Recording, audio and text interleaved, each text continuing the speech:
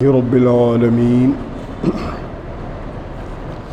والصلاة والسلام على خير خلقه سيدنا ومولانا محمد وآله وأصحابه أجمعين أما بعد سورة البروج یہ 30ویں پارے میں ایک سورت ہے اور 30ویں پارے کی صورتیں مکی دور کی ہیں، اس لیے ان میں ادب یعنی الفاظ کا ایسا انتخاب ہے جو ادیب استعمال کرتے ہیں۔ ویسے تو پورا قرآن پاک ہی ایک معجزہ ہے اور اتنی بامعنی گفتگو اللہ تعالیٰ نے قرآن پاک میں چیلنج کیا کہ اگر کوئی کر سکتا ہے تو وہ اس کی ایک صورت کے برابر کر کے دکھلا دے۔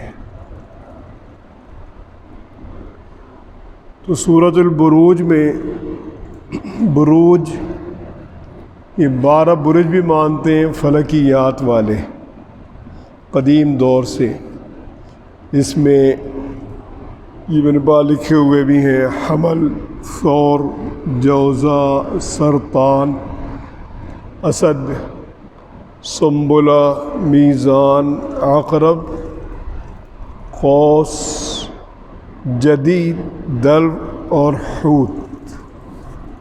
یہ اکثر اخبارات میں بھی آتا ہے، فلاں تاریخ سے فلاں تاریخ تک سورج کا جو ایک مرکز ہے، منزل ہے، اس میں 12 منزلیں ہیں، ہر منزل کا ایک دورانیہ ہے۔ قرآن پاک میں آسمان کی قسم کھائی، ان برجوں کی قسم کھائی گئی۔ یا برج وہ بھی ہیں جہاں اللہ کے فرشتے محافظ ہیں، کیونکہ قرآن پاک میں ہے کہ جنات میں ایک تشویش پیدا ہوئی، جنات آسمانوں پر جاتے تھے اور وہاں انہوں نے ایسی جگہ اپنے مرکز بنا رکھے تھے کہ جہاں سے وہ فرشتوں کی آواز سنتے تھے، اور پھر آ کے وہ اپنے کاہنوں کو بتاتے تھے، جن کے جو جن تابع ہوتا تھا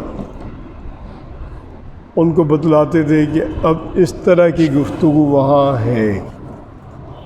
یہ پھر اپنے قیاس کرتے تھے، اپنی عقل کا استعمال کرتے تھے اور اس کو ترتیب دے لیتے تھے۔ اس کے بعد پھر جنات میں ایسا ہوا کہ یہ ان مراکز پر نہیں جا سکتے تھے، تو آپس میں ان میں تشویش پیدا ہوئی اور انہوں نے آپس میں گفتگو کی کہ انا کنا نقعد منہا مقاعد للسمع، ہم اپنی سیٹوں پہ جاتے تھے، وہاں بیٹھتے تھے، آواز سنتے تھے۔ اب جو بھی وہاں جاتا ہے تو ایک شہاب ثاقب آ کے لگتا ہے اسے، انہوں نے کہا لگتا ہے کوئی تبدیلی آئی ہے۔ اس تبدیلی کی جو انہوں نے دنیا میں تلاش کی تو وہ حضور اکرم صلی اللہ علیہ وسلم تک پہنچے اور انہیں معلوم ہوا کہ یہ تبدیلی تھی۔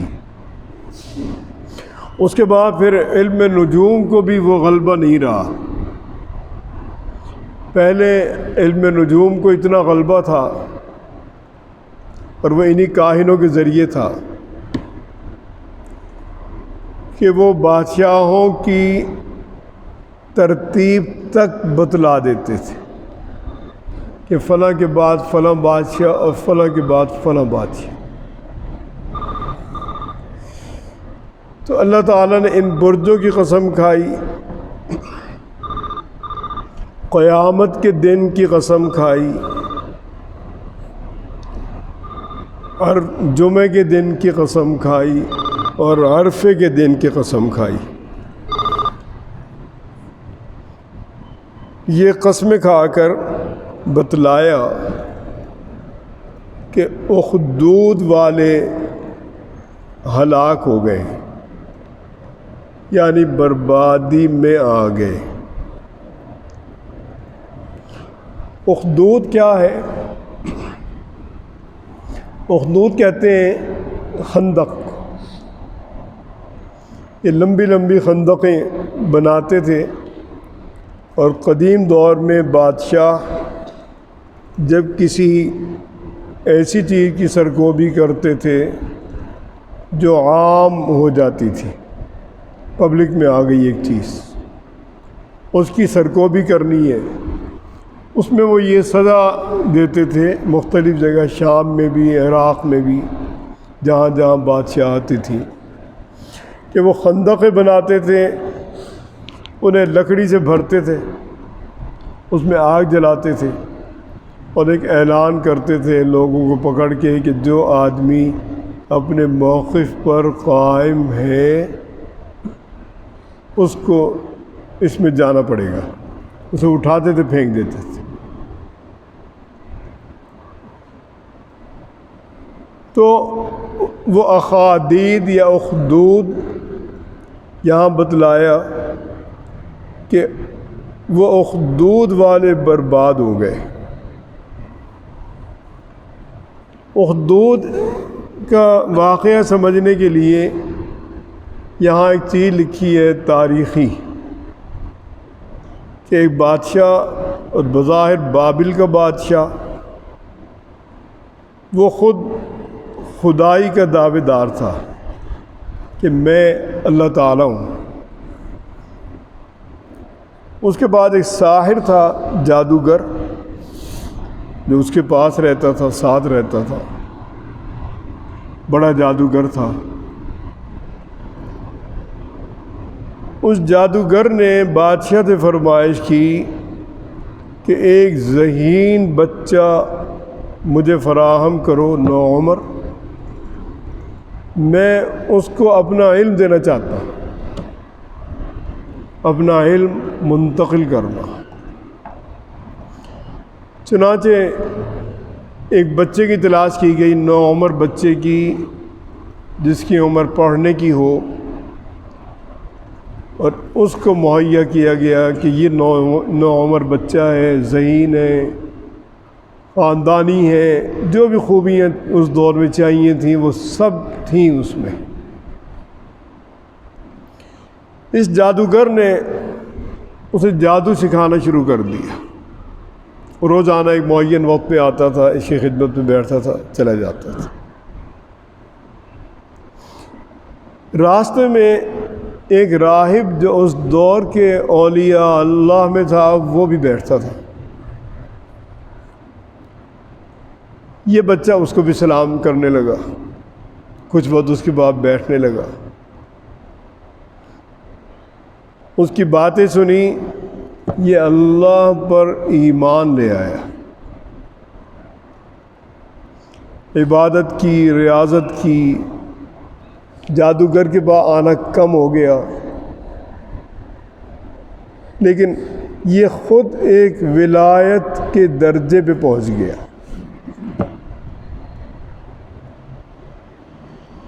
اور اس کی ولایت تھی صرف اللہ کے نام میں۔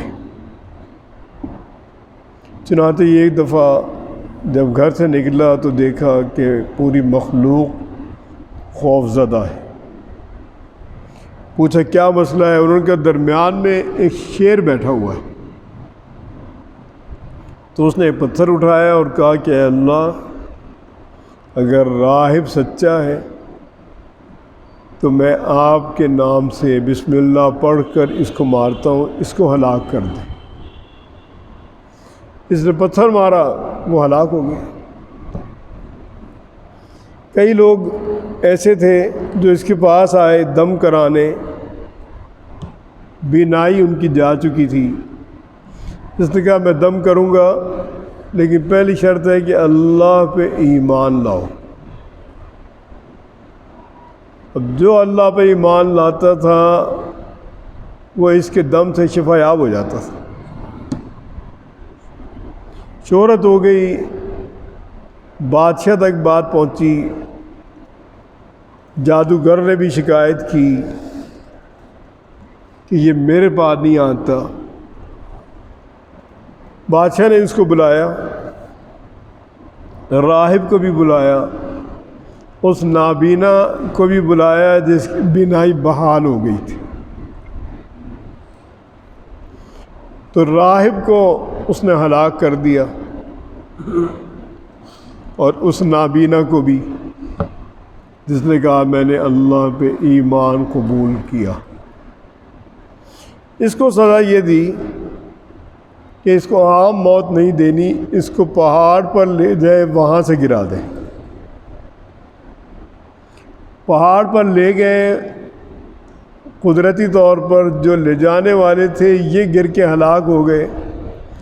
یہ بچہ نوعمر صحیح سالم واپس آ گیا۔ بادشاہ کو پتہ چلا، بادشاہ سخت ناراض ہوا اور کہا کہ اس کو کشتی میں بٹھا کر بیچ سمندر کے لے جاؤ، وہاں غرق کر کے آؤ۔ وہاں بھی ایسے ہی ہوا کہ جو غرق کرنے والے تھے وہ غرق ہو گئے۔ یہ پھر آگے واپس صحیح سالم خیر خیریت سے۔ بادشاہ نے پھر اس کو طلب کیا۔ اس نے بادشاہ سے کہا کہ اگر مجھے مارنا ہے تو ایک ترکیب ہے۔ ترکیب یہ ہے کہ مجمع عام جمع کریں، مجھے سولی پر چڑھائیں، یعنی بلندی پہ مجھے لے جاؤ، اور وہاں جو آدمی گولی مارے وہ یہ کہہ کر مارے کہ بسم اللہ رب الغلام، اللہ کے نام سے جو اس نوجوان کا رب ہے۔ چنانچہ یہی کیا گیا۔ بادشاہ اس حکمت کو نہیں سمجھ سکا اور اس نے کہا کہ ایسے ہی کرو، یعنی اس کو مارنا ہے بس۔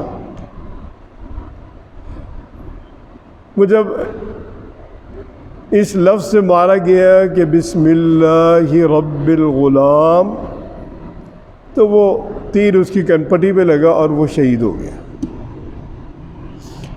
لیکن اس کی شہادت کا ایسا اثر ہوا کہ مجمع عام نے اعلان کیا کہ ہم اس نوجوان کے رب پر ایمان لائے۔ اب یہ پبلک کی چیز بن گئی اور ایک عمومی چیز بن گئی۔ بادشاہ پریشان ہوا، اس نے کہا کہ اب اخدود کی سزا دی جائے، خندق کی سزا۔ چنانچہ خندق کھودی گئی، بڑی آگ جلائی گئی۔ بادشاہ، کابینہ کے اراکین، امراء سلطنت سب بیٹھے، ان کے لیے کرسیاں، تخت آویزاں کیے گئے اور اعلان کیا گیا کہ بادشاہ کو جو اللہ مانے گا وہ بچے گا، وہ مانتا جائے اور واپس جاتا جائے۔ کوئی آدمی اس ایمان کے بغیر یہاں سے واپس نہیں جائے گا۔ تو لوگوں نے اس خندق کو قبول کیا، آگ کی، اور لوگ اس میں جاتے چلے گئے۔ یہ لوگ منظر دیکھ رہے تھے، پریشان بھی ہو رہے تھے۔ ایک خاتون آئی، اس کی گود میں بچہ تھا، اس کو خندق میں جانے میں تردد ہوا، کچھ رکی، اور لکھا ہے کہ شاید اپنے بچے کی وجہ سے رکی۔ لیکن بچے کو اللہ نے گویائی دی، اس نے کہا ماں تو اپنے موقف پر جم، کیونکہ تو سچی ہے۔ تو وہ بھی چھلانگ لگا دی اور وہ بھی اس میں شہید ہو گئی۔ تو اللہ تعالیٰ نے اس کا تذکرہ کیا کہ وہ اخدود یعنی خندق والے ہلاک ہوئے، یہ خود ہی برباد ہوئے، کیونکہ آگ اتنی زبردست تھی کہ وہ یکا یک مزید پھیل گئی۔ اور احادیث میں نہیں ہے لیکن تاریخی روایات سے نقل کیا گیا کہ اس وقت وہ بادشاہ اور اس کے کابینہ کے افراد وہ بھی اسی آگ کا شکار ہو گئے۔ تو وہ آگ جو بہت دہکنے والی تھی،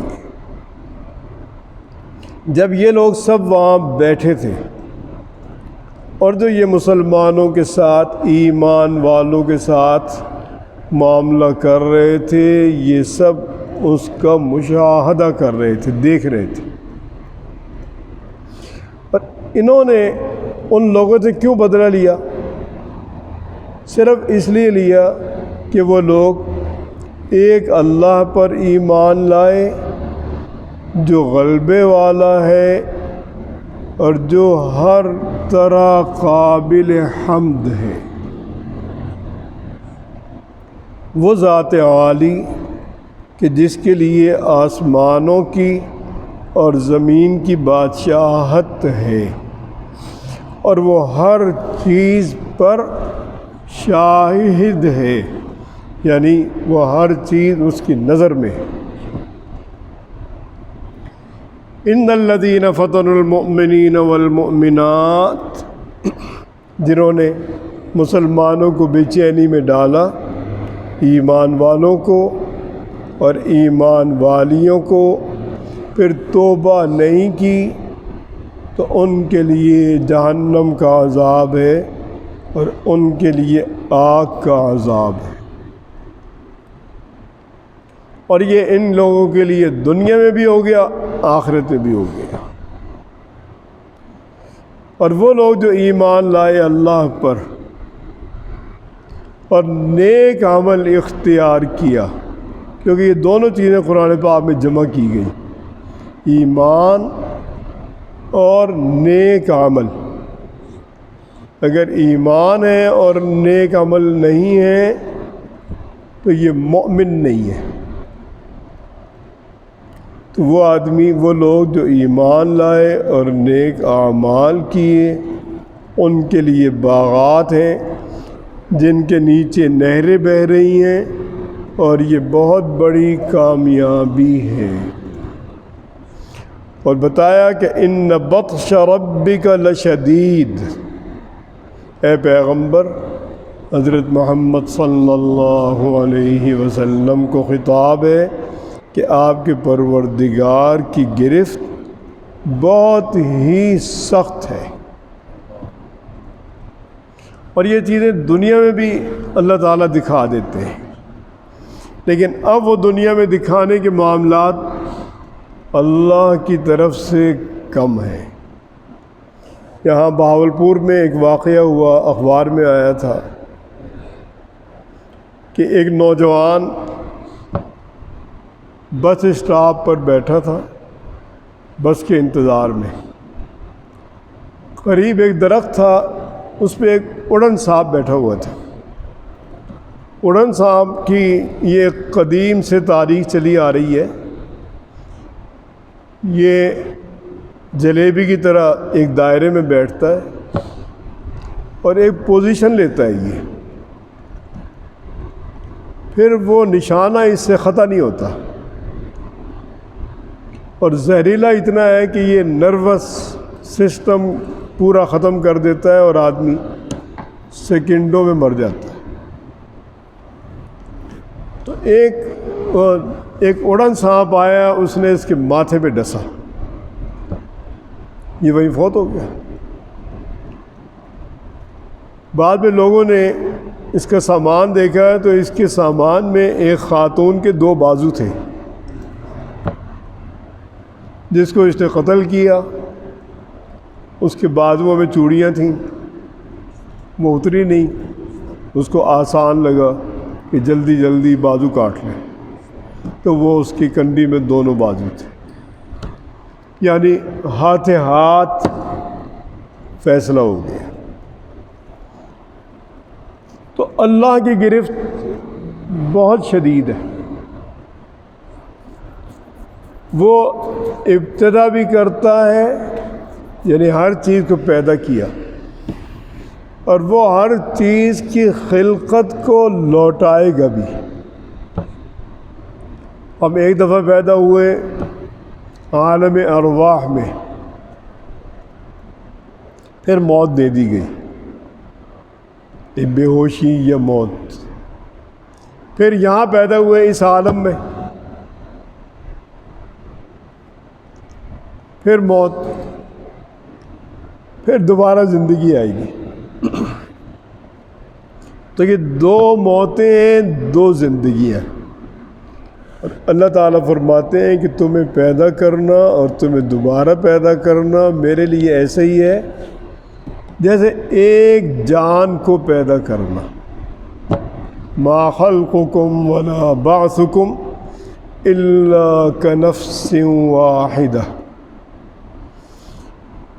تو اللہ تعالیٰ کی گرفت وہ بہت سخت ہے، اور اس کی قوت کیا ہے کہ اس نے تمہیں پہلے ہی پیدا کیا، دوبارہ پھر پیدا کرے گا، اور وہ بڑی مغفرت والا بھی ہے، اور وہ بہت محبت فرمانے والے بھی ہیں، مغفرت سے بھی نوازتے ہیں، نعمتوں سے بھی نوازتے ہیں۔ وہ عرش کے مالک ہیں اور بہت عظمت والے ہیں، ذو العرش المجید، فعال لما یرید، جو چاہتے ہیں وہ کر دیتے ہیں۔ اور اللہ تعالیٰ نے فرمایا کہ اگر میں تمہارا مواخذہ کروں تمہارے ظلم پر فوری، تو روئے زمین پر ایک رینگنے والا کیڑا بھی نہ رہے، لیکن میں مہلت بھی دیتا ہوں، میں حلم والا ہوں۔ تو اللہ تعالیٰ جو چاہتے ہیں وہ کر دیتے ہیں۔ اور اللہ تعالیٰ نے دو نظیریں بتلائی، فرعون اور قوم سمود۔ قوم سمود یہ بہت طاقتور قوم تھی، ان کے جو عمومی قد تھے وہ 200 اور 300 فٹ کے درمیان تھے۔ پرویز نے احادیث کا مذاق کیا، اس نے کہا حدیث کی احادیث پیش کی مضحکے کے طور پہ کہ یہ بھی غور سے سنیں، یہ بھی غور سے سنیں۔ اس میں ایک روایت یہ بھی دی 300 فٹ قد کی،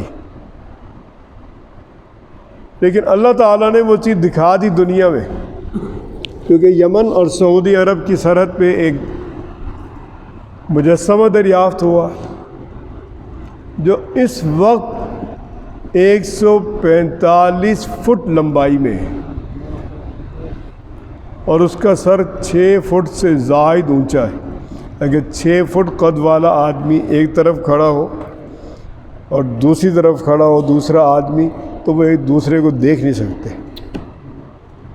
تو اللہ تعالیٰ نے وہ نظیر دریافت ہو گئی، پیدا تو نہیں ہوئی لیکن دریافت ہو گئی، اور یہ دریافت بھی امریکیوں نے کی ہے۔ تو اللہ تعالیٰ فرماتے ہیں کہ کیا آپ کو ان لشکروں کی خبر ملی، فرعون کی اور قوم سمود کی، کیونکہ فرعون ایک طاقتور ترین بادشاہ تھا، اس کا ملک مصر یہ دنیا کے آباد اور زرعی خطوں میں تھا، اس کی خود عمر 400 سال ہوئی اور مضبوط بادشاہت تھی. جس کے ہاتھوں بادشاہت ختم ہوئی اس کی پرورش انہی کے گھر میں ہوئی، اسی کے ہاتھوں میں ہوئی، اسی عیش و آرام میں ہوئی جو شاہی ہے. کیونکہ حضرت موسیٰ علیہ السلام کی پرورش بہت شاہی ماحول میں ہوئی. ایک دفعہ حضرت آسیہ نے جو ان پر ایمان لے آئی تھیں، انہوں نے دعوت کی امراء سلطنت کی اور فرمائش کی کہ میرے بیٹے کے لیے اعلیٰ ترین عطیات آنی چاہیے، یعنی کوئی ہلکی چیز نہیں آئے گی. اب وہ جتنی چیزیں تھیں وہ ان کی تھیں. تو اللہ تعالیٰ نے انسی کے گھر میں پالا اور اس کی سلطنت ختم ہو گئی، اور بار بار کہتا تھا کہ ذرونی اقتل موسیٰ، مجھے چھوڑو، موسیٰ کو قتل کرنے دو مجھے. اور پھر وہ لوگ کہتے تھے تھوڑی اور مہلت دیں، یہ کریں وہ کریں. وہ اللہ کا ارادہ تھا اور بہت سی چیزوں میں وہ پھنس جاتا تھا. جیسے قحط آ گیا، پھر یہ قوم فرعون کے زعماء آتے تھے حضرت موسیٰ علیہ السلام تو کہتے تھے آپ دعا کریں بس یہ ٹل جائے تو آپ کی بات مان لیں گے اور بنی اسرائیل کو آپ کے ساتھ بھیج دیں گے. کبھی کہتے تھے کہ آپ پہ ایمان بھی لے آئیں گے، لیکن جھوٹ بولتے تھے. جب مصیبت ٹلتی تھی پھر شیطان بن جاتے تھے، پھر مصیبت آتی پھر انہی کی طرف جھکتے.